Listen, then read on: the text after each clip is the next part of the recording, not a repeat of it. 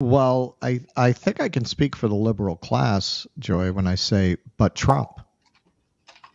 Right. Yeah, I've heard that before. It's very humanitarian of people to look at it that way.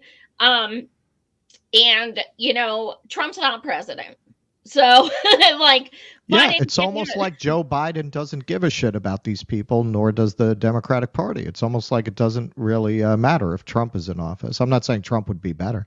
He might be, though, because he would feel more these yeah, are his voters, he right? connects with them. Like, I think he might be, to be quite honest. I mean, it's conjecture, who knows? But it's a so-called red state. Right. But at this point, like the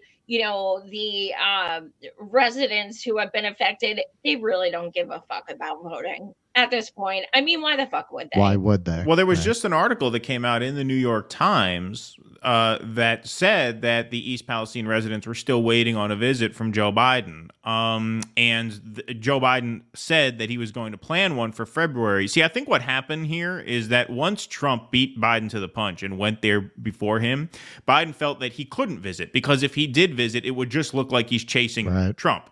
Right. And he's just doing it for the cameras. So then he had to wait for an occasion. So now that the anniversary is coming up, he'll go.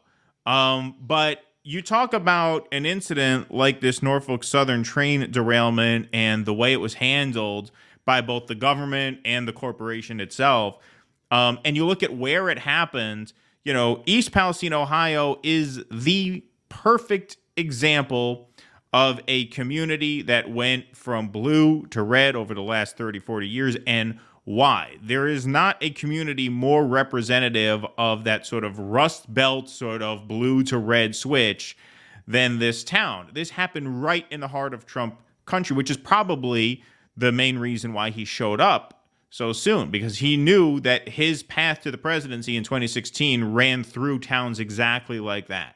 And so there was also mentioned in that article, or this was another article, this was a New York Post write-up, one of Trump's advisors said that his primary polling started to actually turn around for the better after that East Palestine visit. Because right after the midterms, Trump's stock was kind of down. Since he fucked up the midterms, he endorsed all these idiots who ended up losing, right? So his polling was not in great shape. And an advisor very, very close to him said that East Palestine visit really marked a certain turning point, because it reminded these disaffected Rust Belt voters why they turned to him in the first place. And the fact that Biden forfeited that ground to him, I said at the time, it's unbelievable malpractice that you would leave this opening for Donald Trump again when you know this is exactly how he beat you the first time. Not Biden the first time, but you know what I mean. Right. And, I think it's also important to understand that, like, a lot of the people, and I really don't give a shit who you vote for, because people who need help need help. I really don't give a fuck. Well, that's why you're in mutual aid now. What's that? That's why you're doing the mutual aid now. Exactly. Right. Like, Exactly. I helped everyone. Look, if I have, if I'm raising money and there's, and you're hungry, you're getting food. I don't care. I'm not asking you who you vote for, but there are a lot of people who did not vote for Trump, and the only reason they cared that he came was because it brought cameras. Because nobody's freaking talking about this shit. You're gonna have people talk about it because it's 1 year, so they're glad for that. But then now what happens after the 1 year? It's been a year. Things better go back to normal. It's totally fine now. I'm sure they are taken care of. And Biden, not just has he not gone there, he has a disaster declaration that's been sitting on his desk since July that representatives, including Ohio and other, have given him a disaster declaration that says, sign this, you get FEMA, they'll get funds, they'll get water, they'll get food. He hasn't signed it. Why? You don't have 5 seconds to sign your name? He's bought. That's the problem with everything.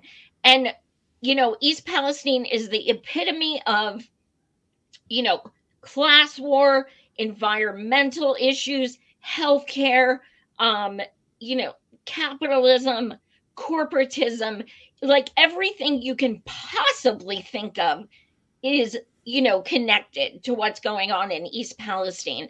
And unfortunately, there are so many people who don't realize it has gotten so much worse. Like, I mean, people are getting cancer, literally getting cancer. There are children young boys who are bleeding when they pee. There are people bleeding out of their ears. There are young girls being told, you're never going to have children. CDC came out and said, hey, guess what? We don't have ways to treat the chemicals coming up positive in your body, but we have ways to treat the cancer when you get it. The CDC said that. Please clap.